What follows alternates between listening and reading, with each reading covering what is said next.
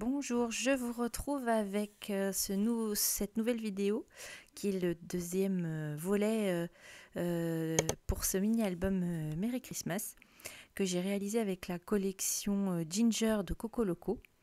On a vu la structure dans la première vidéo et là je vais vous montrer la déco des pages. Donc j'ai fait une petite couronne de Noël. Elle est inspirée librement d'une combinaison de couronnes que j'ai vues chez deux scrapeuses espagnoles, The Mint Feather, Adela Silvestre, dont le compte Instagram est The Mint Feather. Il y en avait une aussi chez Lola Scrap, une autre scrapeuse espagnole. Alors elles sont toutes les deux différentes. La mienne est encore une autre version, mais l'idée vient d'elle. Donc j'ai découpé un rond dans du cardstock blanc avec une perforatrice, je crois. Et puis j'ai découpé des dailles, j'ai découpé mes feuillages dans des dailles avec des dailles Laura by Laura, la collection Volver. Donc les petites branches comme les petites branches de sapin, les branches d'eucalyptus qui c'est en fait une grosse branche que j'ai découpée en plusieurs morceaux. Et puis ensuite j'ai complété avec un die qui vient des ateliers de Karine et qui date d'un an ou deux. Ce sont les petites baies rouges que j'ai pareil divisées en plusieurs morceaux. Et puis les petites fleurs roses, ça vient d'un die Laura by Laura de l'année dernière. Donc ça devait être la collection Norte y Sur, je crois. Donc j'ai récupéré juste les fleurs et je les ai ajoutées à ma couronne. Alors en fait je colle mes feuillages et puis je les place et après je mets un petit point de colle pour pouvoir les fixer et pour donner un peu de volume à certains endroits en ne collant pas toute la branche. Et en mettant aussi un petit peu de volume avec de la mousse 3D sous les fleurs. Donc voilà ce que ça donne. Et je vais venir en fait compléter avec un très joli tampon de Coco Loco de la collection Ginger. Sur la planche, il y a 24 et 25 en chiffres avec un fond un peu travaillé. Et donc je viens le tamponner et l'embosser à chaud avec de la poudre dorée et je vais le détourer pour le mettre sur ma couronne.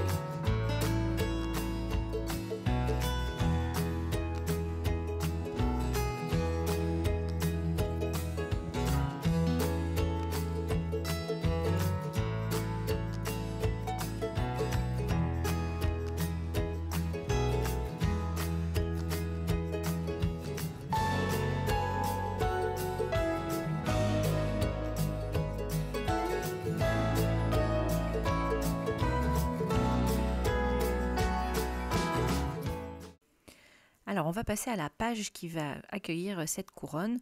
Donc j'ai mes tags mes tags découpés avec le die Etiquetta Midori de Laura by Laura de la collection Volver qui vont être mes bases de page. Et je vais venir donc sur ma page en papier imprimé, qui sera ma base, ajouter 2 volets en cardstock blanc. Donc là, je viens prendre la mesure exacte de ma page sur un morceau de cardstock, et puis je vais simplement découper mon morceau à la taille exacte. Donc là, j'ai pris le repère simplement, j'ai même pas mesuré, j'ai juste pris ma page. J'y ajoute quand même 1,5 cm pour pouvoir permettre de faire une languette qui me permettra de fixer mes petits volets. Donc vous voyez là, hein, j'ai 2 morceaux, j'ai coupé en 2, je viens marquer un pli et voilà ce que ça va donner. Alors une fois que j'ai découpé mes 2 volets, je viens avec une plaque d'embossage à froid embosser la partie extérieure de mon volet. Donc voilà, je le positionne dans ma plaque, voilà le résultat. Vous voyez un petit peu, j'ai avec l'éclairage un peu de mal à vous montrer la texture, mais on le voit un peu en le mettant de profil. Je fais la même chose de l'autre côté et j'ai mes 2 parties qui vont être embossées et qui vont venir se fixer de chaque côté de mon tag. Alors mon tag qui n'en est plus vraiment un, hein, puisque j'en ai plié l'extrémité. Et voilà ce que ça va donner. Ça va s'ouvrir. Oh, voilà, c'est tout simple. Hein. Et là, je vais venir donc fixer ma couronne en ne la collant que d'un seul côté. Donc en mettant soit un morceau de double face, soit là, ça va être moi je vais utiliser de la colle. Et je vais venir la coller d'un seul côté. Alors voilà, je fixe de chaque côté mes 2 volets blancs, à droite et à gauche, avec les languettes. Alors j'ai mis de la colle là, j'ai utilisé de la colle assez forte. C'est de la Tacky Glue que j'ai prise, je voulais que ça colle bien. Et puis je viens coller ma couronne. Donc je mets de la colle juste sur la moitié et je vais venir la poser sur la partie de page uniquement sur la moitié, une des moitiés qui s'ouvre. Ça permet de fermer mes volets l'un sur l'autre. Ça le maintient, mais en même temps, on garde l'ouverture possible. Alors vous pouvez tout à fait mettre un velcro, par exemple, si vous voulez. Hein. Moi, c'est pas la peine. La composition de la couronne fait qu'il y a pas mal d'épaisseur dessus. Ça fait du poids et donc ça tient bien fermé les 2 morceaux de papier en dessous. Donc voilà ce que ça va donner. Et ensuite, voilà comment j'ai décoré l'intérieur. Donc je me suis servi des planches de Noël dans mes pochettes. Donc il y avait la planche qui est sortie pour le December Daily. Il y a aussi la planche ici de la collection Ginger de Coco Loco. C'est le petit rond rouge qui est tamponné. J'ai utilisé des die de Laura by Laura, ces petits sapins. Et j'ai utilisé aussi toujours le feuillage eucalyptus de chez Laura by Laura. Donc voilà, j'ai simplement fait une petite collage simple à l'intérieur de ma page. Donc là, on passe sur un autre tag que j'ai toujours plié et on va utiliser donc ce die de chez Mintopia qui est un sapin. Il est très joli. Vous avez 3 morceaux en fait qui vous permettent de faire un petit sapin en volume, on va dire. Et puis j'ai utilisé donc les papiers imprimés de la collection Ginger en découpant 3 maisons que je colle sur ma page et auxquelles j'ajoute du volume avec de la mousse 3D pour donner une impression un peu de profondeur à mes motifs. Donc là, je les ai simplement détourés dans un des papiers de la collection. J'ai également détouré les petites voitures que vous pouvez voir sur lesquelles je mets de la mousse 3D. Toujours dans un des papiers imprimés de la collection Ginger.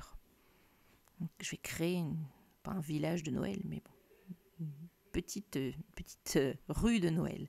Donc là, j'utilise du carton pour varier un petit peu les épaisseurs sur ma composition de page. C'est du carton tout simplement, c'est du carton de récup, hein, c'est des chutes, des mini-albums, des choses comme ça, j'en garde toujours pour faire ma mise en volume. Donc je viens mettre mes voitures.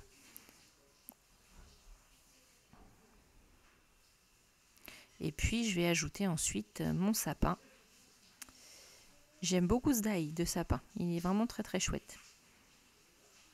Et les 3 parties, on peut les faire en différentes couleurs. Enfin et vous avez donc les 3 parties et vous avez le tronc aussi hein, qui se découpe aussi grâce au die. Donc voilà le montage. On commence par le tronc, ensuite on ajoute. Alors après vous pouvez très bien aussi ajouter du volume. sur les différentes parties de votre sapin avec de la mousse 3D, du carton, pour donner un aspect encore plus marqué. Donc voilà pour cette page sur laquelle je vais ensuite ajouter un tampon qui vient toujours de cette même planche de chez Dans mes pochettes. C'est le petit OOO. Je vais tamponner plusieurs fois. Voilà. Et la page est complète. Donc du coup maintenant j'ai mon recto et mon verso et je vais pouvoir venir les coller dans mon album. Donc vous voyez, on voit les deux morceaux de tag à l'intérieur, on les voit très bien ici. Il va falloir venir coller de part et d'autre des languettes qui composent la reliure du mini-album. Les deux pages. Donc je commence par la partie intérieure. J'ai essayé de faire différemment les fois d'avant, mais c'était pas probant.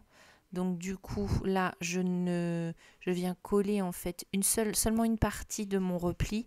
Je laisse un petit centimètre et demi de débord et je viens ensuite le coller sur ma languette. Donc là j'aligne bien et puis ensuite je vais venir coller sur la languette sur laquelle je mets bien de la colle pour que ce soit efficace. Surtout bien encollé en fait, que ce soit le papier, soit la languette, soit les morceaux de papier. Mais voilà, vous voyez, j'avais laissé un espace suffisant pour venir le placer. Et du coup, ça se met sans problème.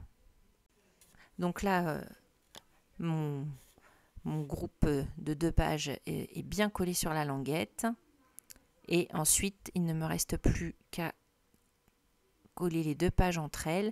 Alors après, libre à vous de créer une pochette, comme je vais le faire là, en ne collant que les bords bas et ici le bord droit, pour créer une pochette dans laquelle vous pouvez glisser tag, journaling, photos supplémentaires, voilà, on peut tout imaginer.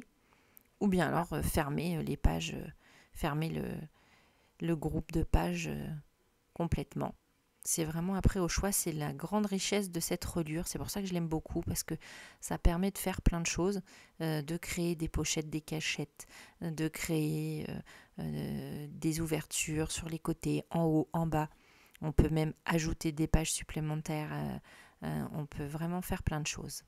Donc là, on va voir une page que je vais créer pour faire une petite tirette, on va dire, on va appeler ça comme ça. Donc je marque le milieu de ma page, je laisse environ un bon centimètre et demi en haut et en bas, et je viens évider un petit rectangle, on va dire de 2 mm sur le milieu de ma page. Donc vous voyez ce que ça donne, hein. On a une entaille qui est un petit peu plus large que juste un trait de cutter. Je viens prendre un morceau de papier que je plie en deux pour qu'il soit plus solide, qui doit être de la hauteur de la hauteur de votre page à peu près, hein. Et puis je viens coller une languette de papier. Vous voyez, j'ai pris une languette d'environ 1 cm, j'en marque le milieu, je viens la poser, ça va former un T sur la première, je plie de chaque côté et je rejoins au milieu les 2 morceaux de papier et je viens ensuite les coller ensemble. Un tout petit peu, hein, vous voyez. En fait, le but, c'est de garder quelques millimètres collés ensemble. Et puis, voyez le montage, c'est tout simple, hein. Alors, ce montage-là, je l'ai vu, hein, chez une scrapeuse espagnole qui s'appelle Millenia de Miel. Je vous mettrai les liens en description de vidéo. Alors, ce sont des liens Instagram, hein. Ce ne seront pas des liens YouTube. Là en haut de notre entaille, on fait un trait latéral de la largeur de notre languette de papier et on vient entailler un petit peu en biais de 2 côtés et ça nous permet de glisser la languette et de rouvrir la bande de papier d'1 cm vers le bas. C'est ce qui va nous permettre de fixer notre photo qui pourra ainsi se cacher et remonter grâce à la petite tirette. Ça nous donne un petit côté interactif. Donc là, j'ai découpé un morceau de papier en fait pour renforcer cette languette là. Je trouvais que j'avais peur que ce soit pas assez solide. Donc du coup, je viens la renforcer. Je coupe de chaque côté, voilà, je la coupe à la dimension de ma photo, tout simplement. Elle était un petit peu plus longue. Et voilà, je viens poser ma photo dessus et pour que ce soit un peu plus solide. Donc voilà ce que ça va donner. Donc, ma photo est posée, je teste avec l'autre par-dessus, mais on va voir ensuite le système pour la cacher. Donc j'ai choisi un morceau de papier, je vais changer, tout simplement. Donc là je viens coller ma photo, celle qui sera en dessous. Voilà. Alors j'utilisais toujours pareil de la colle assez forte. Voilà ce que ça va donner pour le système. Vous voyez bien, ça monte et ça descend. Et là, je viens découper de toutes petites lanières de carton. Et j'ai mis 2 épaisseurs de la taille de ma photo. Un peu plus grande même que la taille que ma photo. Et je viens en coller 2 ensemble, une sur l'autre. Et je viens les coller de part et d'autre en laissant environ 0,5 mm, enfin 5 mm de chaque côté. Donc à droite, à gauche et en bas. Je fais la même chose en bas et en haut. Et donc voilà ce que ça donne. Ça me fait un cadre en carton qui vient entourer ma photo. Ça va donner un peu d'épaisseur et ça va permettre de bien pouvoir coulisser notre photo derrière la photo qui sera en couverture. Ça donne plus d'aisance au mécanisme et ça fait que tout se coulisse très bien. Donc j'ai décidé tout compte fait de prendre le même papier que j'ai utilisé pour créer ma page, pour garder une forme d'unité. Et ensuite je viens décorer avec des petits sapins. Ce sont des découpes du die de Laura by Laura que l'on a déjà vu au début. Je viens coller ma photo sur on va appeler le papier de couverture du mécanisme. Et puis je viens remettre le reste de mes embellissements, tout simplement. Donc n'hésitez pas à me dire en commentaire si le fait d'avoir fait en 2 fois cet album, ça vous convient. C'est vrai que je voulais absolument vous montrer la déco des pages. J'avais envie de faire des choses un peu plus interactives. Et du coup, c'est pour ça que j'ai fait 2 vidéos, parce que sinon ça aurait été bien trop long de vous faire ça en une seule fois. Puis je voulais vous montrer la structure. Et du coup, c'est pour ça que je vous ai proposé en 2 fois la réalisation de cet album. Donc là, ce sont les die cuts de la collection Ginger. Et j'ai tamponné l'étiquette que l'on voit à gauche qui vient toujours du tampon de la collection Ginger que l'on a vu au début. Donc vous voyez la petite tirette en haut, c'est pas très joli, donc je vais remédier à ça. Donc au départ, je vais venir simplement arrondir mes coins. Je vais ajouter 2 onglets qui sont dans les die cuts de la collection. Et en fait, je trouve que... Alors là, on va pas le voir à la vidéo, mais j'ai trouvé ensuite que mon morceau de tirette plus les onglets dépassait trop de mon mini-album. Je trouvais ça pas très joli. Donc du coup, je suis revenue décoller mes onglets et j'ai recoupé un peu en hauteur le morceau de papier, ce qui m'a permis ensuite d'être un peu plus harmonieux en hauteur par rapport à mes pages. Donc vous voyez le montage intérieur, pardon. Donc tout ça, ça se passe à l'intérieur, on ne voit plus rien. Et on aura juste à tirer sur les petits onglets pour pouvoir découvrir la photo qui est cachée en dessous. Voilà, je trouve le système tout vraiment, vraiment rigolo. Je trouve ça amusant. C'est un petit côté livre pour enfants. Alors là, je trouvais que ça descendait pas assez bas. Du coup, je l'ai un tout petit peu agrandi. Mais vous voyez, je trouve, voilà, là, je me rends bien compte que bon, c'est trop haut, ça me gêne. Donc voilà, voilà. Ah bah non, c'était à la vidéo. Je croyais que je l'avais pas laissé. Donc oui, donc j'ai décollé. Je viens recouper, voilà, et je viens recoller. Je croyais que je l'avais pas mis au montage.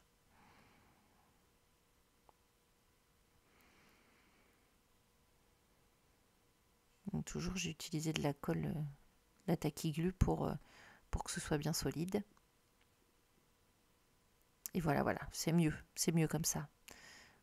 Ça dépasse un peu moins et ça fonctionne tout aussi bien. Donc on va voir pour la dernier groupe de pages. Donc là j'ai utilisé toujours du set de die Etiquetta Midori.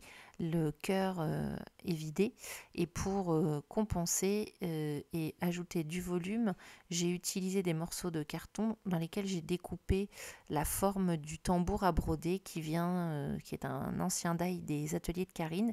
Le cercle du die du cercle à broder était parfait pour la taille du cercle du die Laura by Laura. Ça correspondait parfaitement. J'avais pas de die rond qui correspondait.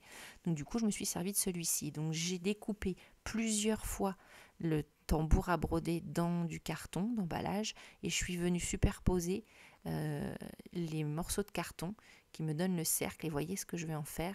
Ça va me permettre de créer une shaker box dans ma page. Donc j'ai mis 3 épaisseurs de carton, c'est du carton fin, type carton d'emballage. Donc j'ai découpé 3 fois mon tambour, j'ai collé mes morceaux de carton